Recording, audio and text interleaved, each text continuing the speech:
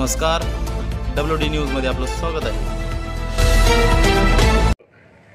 छत्रपती शिवाजी महाराज व्यासपीठावर उपस्थित असलेले या कार्यक्रमाचे आयोजक दयानंद कोदुमळे, अनिल सातपुते शिवसेना तालुका अध्यक्ष, गेले जरी असले तरी नाव घेणं हा प्रघात आहे, त्यामुळे नाव घेतोय। सावरगाव येथील वैद्यकीय अधिकारी रेवणवर मॅडम, नागेश जाधव, पत्रकार संघाचे माऊली जाधव आणि सुंदर संचलन नेहमी करणारे, ज्यांचा आदर्श मी घेतो, असे ब्लेझर सर, एका त्यांच्यासाठी जोरदार या माणसाचं तुमच्यामध्ये जगण्याच्या अगोदर नेहमी वृत्ती अशी असते की दुसऱ्यांना सगळं द्यायचं आणि तारीफ त्याच माणसाची करायची, आपण मात्र नाम मात्र राहायचं। मला एक मराठी शेर आठवतो, सगळं तुला देऊन उंजळ माझी भरलेली, सगळं तुला देऊन उंजळ माझी भरलेली, पाहिलं तर तुझी उंजळ माझ्या उंजळीत धरलेली, माझ्या उंजळीत धरलेली। असे हे व्यक्तिमत्व, माझी भेट त्यांच्या गावामध्ये एका कार्यक्रमाच्या निमित्तानं झाली। नेहमी कार्यक्रमामध्ये व्यस्त असणारा माणूस, सुसंस्कृत असलेली माणसं सूत्रसंचालन करतात, हे पहिल्यांदाच मी त्यांच्याकडून पाहिलं। नाही तर सूत्रसंचालन करणारी माणसं ऑलराऊंडर म्हणजे प्रत्येक क्षेत्रामध्ये अग्रेसर असलेली असतात, परंतु सुसंस्कृतपणा त्यांच्यामध्ये फार कमी जाणवतो। माझ्या सगळ्यात मी बोलतोय, माझ्यावरूनच बोलतोय। मी अशा कार्यक्रमाच्या निमित्ताने इथं उभा आहे ज्यामध्ये मी इसातला नोकरी करतो आणि त्यापुढे माझ्याकडे आर्ट्स, कॉमर्स आणि सायन्स आहे। माझे विद्यार्थी जे आहेत ते त्या मायभूमीतले नाही आहेत, जे मेडिकलला लागले, इंजिनिअरिंगला लागले। माझ्याकडे सगळे ऍडमिशन जे आहेत ते लातूरला आणि नांदेडला क्लास करायचे आणि माझ्याकडे सेंटरला यायचे। काय येत असतील ते तुम्ही ओळखू शकता। मग अशा वेळेस ज्यावेळेस मातृभूमीतलंच बी आपलं जर नसेल तर त्याच्यामध्ये तेवढा अत्यानंद नसतो। हे याच ठिकाणचे विद्यार्थी आहेत, इथूनच ते मेडिकलला लागले। खरं तर त्यांच्या तपश्चर्याला आज यश मिळाले। हे किती वर्षापासून कार्य चालू होतं मला माहित नाही, परंतु तपश्चर्या केल्यानंतर फळ मिळतं हे आपण योग पुरुषापासून आतापर्यंत पाहत आहोत। माझे इथं काही सहकारी आहेत, पुण्यश्लोक अहिल्यादेवीचे सुपुरे सर, कांबळे सर, ज्यांच्या बरोबर माझ्या आयुष्याची सुरुवात झाली। तर अशी सुरुवात होत असताना आज त्यांचेच लेकरं जेव्हा मेडिकलला 2-2 लागतात, असे कांबळे सर, मला हेवा वाटतो की माझी लेकरं अशी सत्कार करताना का नाही दिसली, परंतु मी त्या लेकरामध्ये माझे लेकरं पाहतो आणि कांबळे सरांच्या ठिकाणी मला स्वतःला, म्हणून ज्यांना यश मिळालंय त्यांच्याबद्दल सगळेजण भरभरून बोलतात, परंतु ज्यांच्यामुळे तुम्हाला यश मिळालंय, जर प्रतिस्पर्धीच नसला असेल तर त्या विजयाला अर्थच नाही। मॅच दोघांचा, ऑस्ट्रेलियाचा आणि भारताचा मॅच आहे आणि पाणी पडलं तर दोघांना 1-1 गुण मिळाला, परंतु याच्यामध्ये त्याचं कौतुक काय? म्हणून जे तुमच्या बरोबर परीक्षेला होते त्यांचंही याच्यामधली प्रतिस्पर्धीपणा कमी होऊ शकत नाही। त्यांच्यासाठी मी फक्त एकच म्हणेल की अपयश आलं म्हणून खचून जाऊ नका, तुम्ही अजूनही यश मिळवू शकता। कमळपत्रावरील पाण्याला कधी थांब म्हणायचं नसतं, कमळपत्रावरील पाण्याला कधी थांब म्हणायचं नसतं, निसटत्या क्षणाला कधी जवळ करायचं नसतं। जीवन हे असंच असतं, खूप काही हरवलं तरी खूप काही उरलेलं असतं, खूप काही उरलेलं असतं। या विद्यार्थ्यांच्या बाबतीमध्ये सरांनी जो शेर मारला त्यानेच मी सुरुवात करेन। वो खुद ही तय करते हैं मंजिल आसमानों की, परिंदों को नहीं दी जाती तालीम उड़ने की, रखते हैं जो हौसला आसमान छूने का, उन्हें परवाह नहीं होती तूफानों की, परवाह नहीं होती तूफानों की। मला म्हणायचं असं होतं की कितीही संकटे आली तर विद्यार्थी परिश्रम सोडत नाही, मग त्याला तशी सरवंडिंग लागते का? इथं सरांनी एक मुद्दा उपस्थित केला, राठोड सरांनी, की ही सगळी शिक्षकांचीच मुलं आहेत। मक्तेदारी ही कोण्याही जातीची हुशारी नाही, ती कुठेही आहे, ती फक्त रत्न पारखी असावा लागतो, प्रोत्साहन देणारी मंडळी असावी लागते, प्रोत्साहन देणारा समाज असावा लागतो। आज कुदुमळे यांच्यासारखा, मी जर नाव घेण्यामध्ये चूक झाली असेल तर सॉरी, दयानंदजी यांनी जो कार्यक्रम घेतलाय, समाजात देणं लागतो, आपण त्या समाजातून आलो, त्यांच्या आयुष्यामध्ये त्यांचा कधी सत्कार झाला की नाही हे विसरून त्यांनी या विद्यार्थ्यांचा सत्कार घेतला। मला तर वाटतं या कार्यक्रमाच्या माध्यमातून ग्लोबलकडे मी एकदा आलतो, त्या ठिकाणी गुणवंत विद्यार्थ्याचा असा सत्कार झाला, तो कार्यक्रम त्या ठिकाणी होता. त्यानंतर याच कार्यक्रमाला आलो आणि मी काल बोलताना डोईजर सरांना म्हणलो सुद्धा की डोईजर सर, तुम्ही मला गुणवंताच्या कार्यक्रमासाठी बोलवताय, परंतु मी गुणवंत आहे की नाही, कारण माझ्या आयुष्यामध्ये मी कधी पुरस्कार मिळवला नाही, कधी एवढी गुणवांची टक्केवारीही मिळवली नाही. परंतु आज यांचा सत्कार करत असताना जेव्हा एखादा शिक्षक आपल्या बद्दल, नेहमी शिक्षकाबद्दल काय म्हणलं जातं की शिक्षक स्वतः हुशार असतात, त्यांचे लेकरं हुशार असतात, त्यांना खूप गुण मिळालेले असतात, म्हणून ते शिक्षक होतात असं म्हणलं जातं. असं वास्तव नाहीये. यांच्या गावामध्ये मी कार्यक्रमाला गेलेलो असताना त्या मुलीनं 10वीचं एका भाषण केलं होतं आणि तिनं सांगितलं होतं, त्याच्यात एकच वाक्य माझ्या आजही स्मरणात आहे की वास्तव हे निसर्गापेक्षा दाहक असतं. म्हणजे नैसर्गिकरित्या जे आलेलं असतं ते आपल्याला तेवढं सोसावं लागत नाही, पण वास्तवात जे असतं ते खूप दाहक असतं. मी ज्या परिस्थितीतून आलोय त्याचं मी भांडवल करतो. माझे आई वडील शिकलेले नाही, माझी परिस्थिती खूप गरीब आहे. मी चांगल्या मार्कानं पास झालो असतो, परंतु मला योग्य प्रकारे प्रशिक्षण मिळालं नाही. मला त्या क्लासला लावलं असतं तर खूप चांगलं झालं असतं. असे वगैरे वगैरे आम्ही प्रत्येक वेळी कारणं लावतो. मी युट्यूबवर एक डॉक्टर राजेंद्र भारुडे यांचं भाषण ऐकलं, जे जिल्हाधिकारी आहेत. भिल्ल समाजामध्ये जन्माला आलेला मुलगा, त्या भिल्ल समाजामध्ये जन्म आलेल्या मुलानं आज IAS आणि मेडिकल एकाच वर्षी प्राप्त केलं. कधी युट्यूबवर तुम्ही सर्च केलं तर तुम्हाला मिळेल ते. तर म्हणण्याचा भाग असा की परिस्थितीचं भांडवल न करता गरिबी ही तुमच्या विचारांची असू शकते. गरिबी म्हणजे पैसे नसले म्हणजेच गरिबी असते असं नाही. तर तो माणूस जसा झेप घेऊ शकतो तशी झेप तुम्ही सुद्धा घेऊ शकता. म्हणून कोणीही आपल्या परिस्थितीचं भांडवल न करता जी माणसं आज यशाला पोहोचली, अशी ही 10 विद्यार्थी, त्यांच्यासाठी मी म्हणेन, जो मंजिल की ओर चलते हैं वे शिकवा नहीं किया करते, जो मंजिल की ओर चलते हैं वे शिकवा नहीं किया करते, और जो शिकवा करते हैं वे मंजिल नहीं पहुंचा करते, वो मंजिल नहीं पहुंचा करते. आम्ही ज्या ज्या वेळेस अशी तुलना करतो की याला का मिळालं, त्याला अशी परिस्थिती मिळाली, त्याला अशी परिस्थिती मिळाली म्हणून तो मिळवू शकला, आणि आम्ही का मिळू शकलो नाहीत, तर आमचे आई वडील अडाणी होते, त्यांची परिस्थिती व्यवस्थित नव्हती, म्हणून आम्ही मिळवू शकलो नाही. परंतु जर गुरु चांगला लाभला, मार्गदर्शक चांगले लाभले, तर तात्याराव लहाने आणि विठ्ठल लहाने यांच्यासारखे एकाच घरातले 2 डॉक्टर होऊ शकतात आणि पद्मश्री अवॉर्ड मिळू शकतात, ज्यांचे आई वडील फक्त 2 एकरचे मालक होते.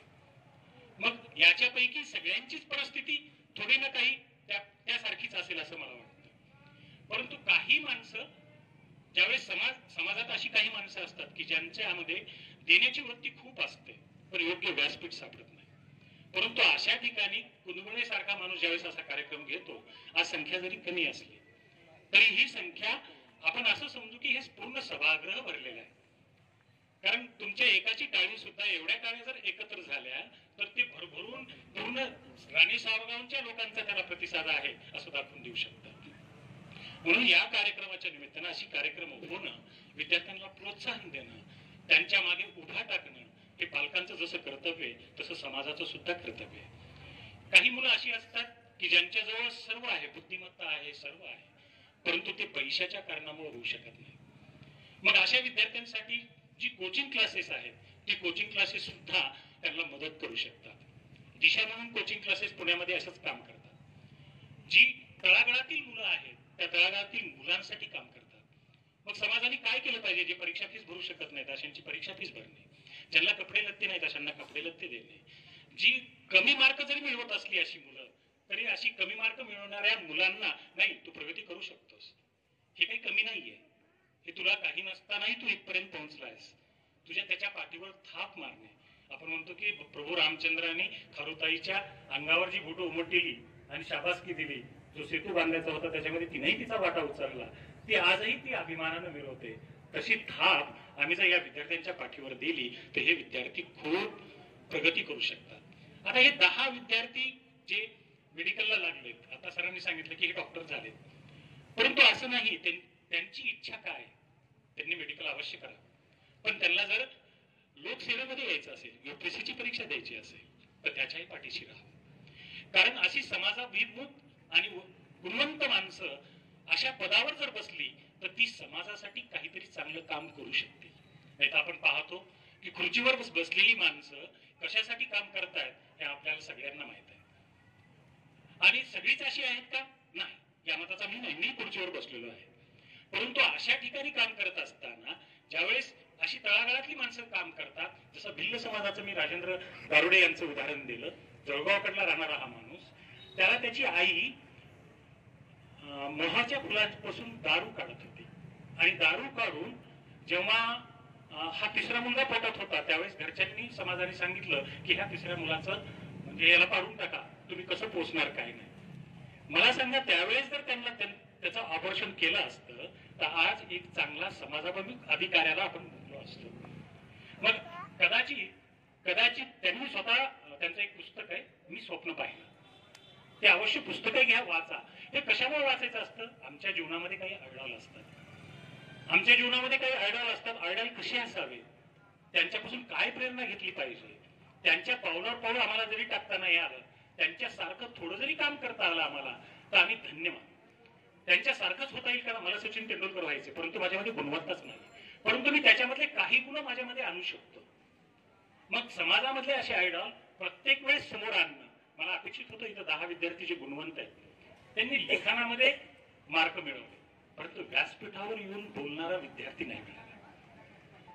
जी लिहू शकतात ती बोलू शकत नाही. हे शिक्षक माझे बरेच सहकारी समोर आहेत. असं बऱ्याच ठिकाणी होतं. मी सुद्धा जर जास्त वेळेस कार्यक्रमाला गेलो नाही किंवा शाळेमध्ये कार्यक्रमाला उपस्थित नाही राहिलो तर त्या खुर्चीवरून उठून या व्यासपीठावर येईपर्यंत माझे पाय थरथर कापलेले असतात. याचं उदाहरण म्हणजे गानकोकिळा भारतरत्न लता मंगेशकर आजही वयाचे इतके वर्ष झालेले असताना सकाळी रियाज करतात. गाणं म्हणत नाही, रियाज करतात. मग एवढ्या वयाचे होऊनही ते असं करू शकतात तर आम्ही का नाही? म्हणून आम्ही सर्वांनी हे बाळगलं पाहिजे की आमच्या आयुष्यामध्ये कोणाला तरी आदर्श मानलं पाहिजे. इथं सगळेजण वडिलाबरोबर आलेले. मला वाटलं होतं की आई सुद्धा सोबत पाहिजे होती. वेळेवर जेवायला घालणं. तू खाल्लंस का बाळा? खूप वेळ झालाय, तू फार जागायलास. पप्पाला मी समजून सांगते अशी सांगणारी ती. पप्पाकडे लक्ष देणारी, मुलांच्या आयुष्याकडेही लक्ष देणारी, आपलं सर्वस्व, आपलं आयुष्य आपल्या घराभरासाठी आणि लेकराच्या उद्धारासाठी झटणारी ती. म्हणून हे यश मिळालंय. मला सांगा, यांची प्रकृती जर ठणठणीत नसली असती आणि परीक्षेच्याच दिवशी बिमार पडले असते, जाऊ शकले असते का? आज हा जो सत्कार आहे तो मिळाला असता का? म्हणून यापुढे संयोजकाला मी अशी विनंती करेन की यानंतर सत्कार करताना आपण त्या माऊलीला सुद्धा आणावं. म्हणण्याचा भाग असा की इथं समोर आलेली जी पालक मंडळी आहे त्यांचं त्याच्यातलं श्रेष्ठत्व मला कमी करायचं नाही, परंतु म्हणण्याचा भाग असा आहे की आज आम्ही ज्याचं श्रेय आहे त्याला जर देत गेलो तर त्याला प्रोत्साहन मिळतं. त्या माणसामध्ये त्यागाची भावना अजून वाढते. शाळेमध्ये सुद्धा माझं इथं सुद्धा बोलायचं राहून गेलं. खरं तर हा कार्यक्रम यशस्वी करण्यासाठी जी हार घेऊन येणारी मंडळी होती, पुष्पहार, गुलाल, त्यांनी वेळेला पोहोचून हा कार्यक्रम यशस्वी करण्यासाठी जी मदत केली त्यांचा खरं तर सत्कार व्हायला पाहिजे. कारण हे सगळं सतरंजा टाकणे, पेंडॉल उभा करणे, या सगळ्या गोष्टी पुन्हा राहून जातील म्हणून मी भाषणाच्या ओघामध्ये ते बोलून टाकतोय. मग संयोजकाचं हे यश जे आहे या कार्यक्रमाचं या मंडळीवर अवलंबून आहे. आमच्या लेकरांचं सुद्धा यश जे अवलंबून आहे त्या क्लासेसमध्ये काम करणाऱ्या, त्या कॉलेजमध्ये काम करणाऱ्या सेवकापासून ते त्यांच्या गुरुजनांपर्यंत आहे. म्हणून त्या गुरुजनांसाठी मी म्हणेल, सूरज की किरणों से सीखो जगना और जगाना, पेड़ों की डाली से सीखो फूल पाकर झुक जाना, सुई और धागे से सीखो बिछड़ों को गले लगाना, मेहंदी के पत्तों से सीखो पीस पीस रंग जलाना, पीस पीस रंग जलाना. ही सगळी वृत्ती आम्हाला केव्हाही, जेव्हा आम्ही त्या प्रवाहामध्ये असू. या विद्यार्थ्यांना आज यश मिळालंय, पण पुढे यांचा संघर्ष संपलेला नाहीये. अभ्यासक्रमाला वेगवेगळे वळण मिळत आहेत. आम्ही समाजाचं देणं लागतो आणि आम्हाला या भारताला कुठेतरी उंचीवर न्यायचंय. त्यामध्ये आमचं योगदान असलं पाहिजे. नोकरी, लेकरं, बाळ आणि संसार एवढंच त्यामध्ये अपेक्षित नाही. ज्यांनी तुम्हाला शिकवलंय पोटतिडकीने त्या आई वडिलांना विसरू नका. संस्कार त्यांचे तुमच्यावर बिंबवलेत त्यांना विसरू नका. नाही तर होतं काय, ही मुलं आता हॉस्टेलला राहतात. हॉस्टेलला कोणाचंही बंधन नसतं. कुणाचंही बंधन नसतं. मग अशा वेळेस आई वडिलांनी जे आपल्यावर संस्कार घातले ते संस्कार आपल्या मनामध्ये ठेवून त्यापुढे वाटचाल करणं गरजेचं आहे. अभ्यासाला वेळ देणं, वेळापत्रक तयार करणं आणि प्रत्येक वर्षी आम्ही क्लिअर कसे निघतो याकडे लक्ष देणं, यासाठी आमच्या आई वडिलांचा जो काही पैसा लागतो त्या पैसा आम्हाला हिशोब द्यायचा आहे असं आम्ही ठरवलं पाहिजे. बऱ्याच वेळेस काय होतं, माझ्या वेळेस मी परभणीला सायन्सला होतो आणि सायन्सची मुलं घरी पालकांना पैसे सांगायची. एक लॉक टेबल म्हणून असते, सायन्सची इथं शिक्षक कोणी असतील एक लॉक टेबल असतो, त्याची किंमत खूप झालं तर 10 रुपये 5 रुपये असेल त्या काळामध्ये, म्हणजे 1980, 81, 82. 500 रुपये त्या काळात सांगून घेतलेले विद्यार्थी किंवा माझे सहकारी मी पाहिले. मग अशा पद्धतीचं जर आमचं वागणं असेल, मला सांगा लेकरू शिकायलंय त्याची काय अडचण आहे हे आपल्याला माहित नसतं. महाभारतामध्ये तरी धृतराष्ट्र आंधळा होता म्हणून त्याला सांगायला संजय होता आणि तो संजय जे सांगेल त्याप्रमाणे करत होता. आम्ही इतके लांब असतो, आता ही मुलं कुठं लागतील नोकरीला कॉलेजला, त्या ठिकाणाहून यांनी जर सांगितलं की मला कॉलेजची फीस भरायची, मला टूरला जायचंय आणि हे टूरला गेलेच नाहीयेत आणि ते पैसे आपण पेड केले, त्याचा परिणाम चांगला होईल का? तो योग्य वळणाला लागेल का? विचारणं आवश्यक आहे. कशासाठी पाहिजे? तुला कोण घेऊन चालले, कोण प्रमुख आहेत तुझे, तुझा जवळच्या मित्राचा नंबर आहे का नाही? आम्ही हंटर घेऊन रिंग मास्टर होण्याची गरज नाही. विद्यार्थ्यांचं पालकत्व मिळालं म्हणजे आम्ही हिटलर सारखं वागणं हे आमचं कर्तव्य नाही. अगोदर त्याचा मित्र झाला पाहिजे. आणि मग बघा कशी पोपटासारखी ही मुलं बोलतात. माझा मुलगा इंजिनिअरिंग झालाय, त्याला क्रिकेटचा खूप छंद, थोडस विषयांतर नाही, विषयाला धरूनच आहे म्हणून सांगतो. तो म्हणला मी फक्त क्रिकेट खेळणार, मी शिकणार नाही. मी त्याला म्हणलं मी काही करोडपती नाही, मी काही दिलो अंबानी नाही, तू जर शिकत असशील तरच मी तुला क्रिकेटसाठी कोणताही क्लब लाव, मी तुला पैसे देईल. आणि तू जर नाही शिकलास तर तू तुझ्या पायावर उभा टाक, कोणता क्लब जॉईन करायचा ते कर. पुरंदरचा तहसारखा मी त्याच्याबरोबर तह केला आणि तो पॉलिटेक्निक नांदेडला झाला आणि भारतीय विद्यापीठ येथे इंजिनिअरिंग कम्प्लीट झाला, 1 वर्ष झालं. आता त्याचं वय 25 वर्ष आहे. आता तो जॉबच्या शोधात आहे. म्हणजे त्याचा छंद जो क्रिकेटचा होता तो कालांतरानं त्याच्या वयामध्ये आल्यानंतर त्याला समज आल्यानंतर आपण दोन्ही डगरीवर हात दिला पाहिजे, एकाच डगरीवर हात देऊन उपयोग नाही, हेही सांगणं गरजेचं आहे. बऱ्याच वेळेस असं होतं की या विद्यार्थ्यांना आम्ही सांगतो की तुला फलाण्याचा मुलगा मेडिकल झालाय म्हणून तूही मेडिकलच झाला पाहिजे, पण त्या मातीमध्ये ते गुण आहेत का? माती परीक्षण जसा शेतकरी करतो तसं आम्हीही केलं पाहिजे. आम्ही त्याच्यावर लादलं नाही पाहिजे. नाहीतर घोड्याची रेस असते, त्या घोड्याच्या रेसवर आम्ही पैसे लावतो तसं या विद्यार्थ्यावर आम्ही पैसे लावतो आणि नाही मिळालं की मग आम्ही नर्वस होतो आणि त्यालाही नर्वस करतो. आता मग यामध्ये सगळं संपलंय का? नाही, सगळं संपलेलं नाही. आताच म्हणलेल्या शेरप्रमाणे बरंच काही उरलेलं आहे. म्हणून प्रोत्साहन सगळ्यात महत्वाचं आहे. विद्यार्थ्यांबरोबर संपर्क करणं, पालकत्व स्वीकारणं, 24 तास त्यांच्या संपर्कात राहणं. नाही तर होतं काय, बऱ्याच कालांतरानं त्यांची ना आपली नाळ तुटते आणि मग ती मुलं मनमानी करायला लागतात आणि मग कुमारवयीन मुलांना समजून घेताना काय प्रॉब्लेम येतात ते आमच्या विषयी अभ्यासाला नसल्यामुळं आम्ही ते करू शकत नाही.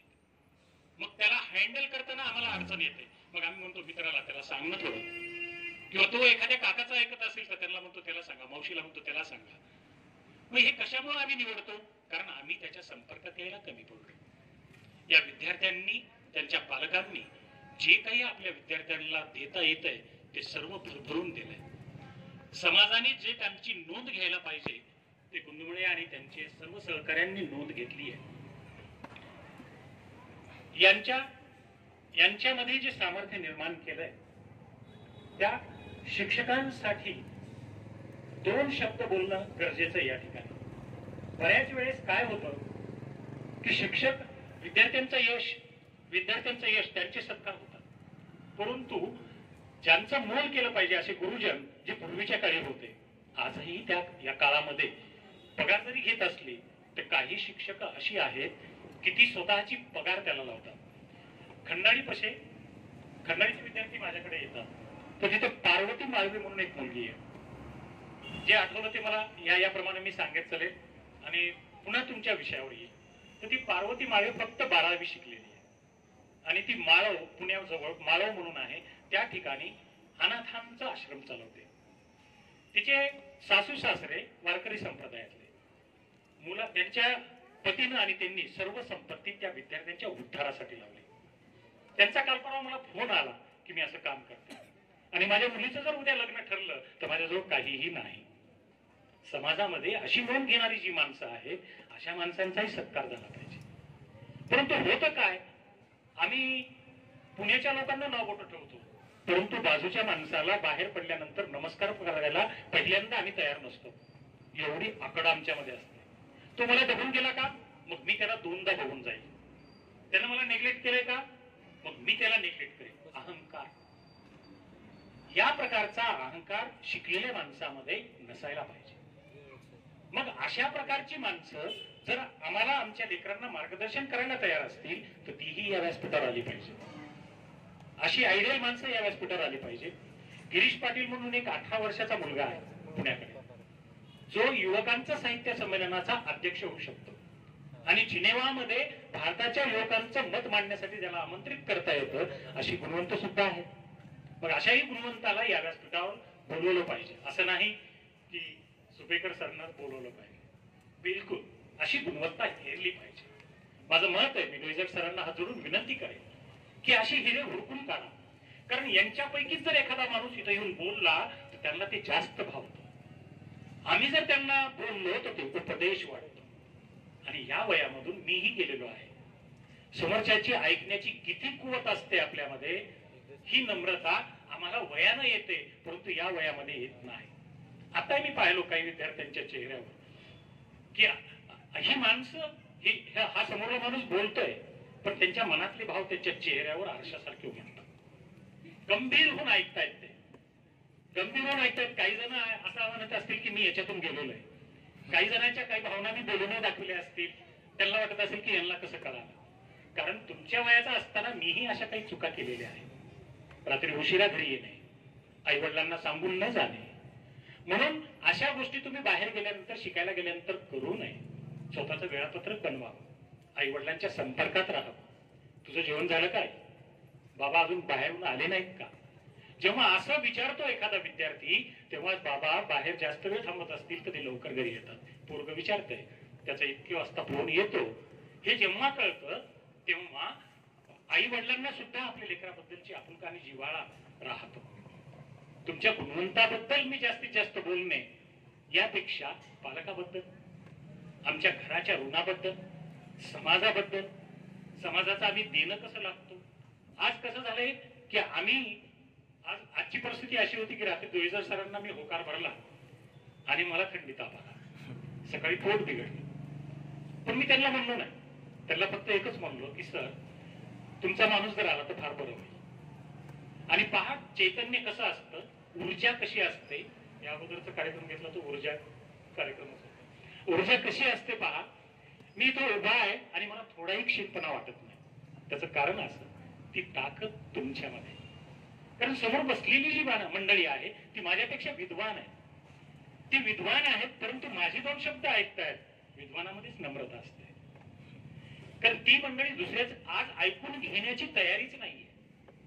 अशी परिस्थिती निर्माण झालेली असताना जेव्हा ही सगळी मंडळी इथे येतात, आजूबाजूची लोक जरी ते इथे येऊ शकले नसतील तर आजूबाजूला त्यांच्या कानापर्यंत हे शब्द जात आहे. मला चांगलं वाटलं असतं डोईजर सरांनी अगोदर बोलले असते. आमचे सर लोक काही आहेत, त्यांनी काही मनोगत व्यक्त केलं असतं. मी राठोड सरांचे आभार व्यक्त करेन की त्यांनी पालकांचं प्रतिनिधित्व करून आपल्या पाल्यांबद्दल, सर्व पाल्यांबद्दल मत व्यक्त केलं. चपुरे सरांनी बोलायला पाहिजे होतं असं आवर्जून मी सांगेन, परंतु ते बोलले नाही ती खंत आहे. ते पुढे दुरुस्त करतील अशी मला आशा आहे. पण हे सगळं बोलत असताना, विद्यार्थ्यांच्या आणि पालकांच्या बाबत बोलत असताना, समाजांच्या बाबत बोलत असताना, शिक्षकांच्या बाबतीत जे बोलणं राहून गेलंय त्याची गरिमा अशी आहे की गुरुंचा गौरव करत असताना त्याचे विशेषण काय आहे. वह कौन सा है पद जिसे देता है यह जहां सम्मान. वह कौन सा है पद जो करता है देशों का निर्माण. वह कौन सा है पद जिसे करते हैं सभी प्रणाम.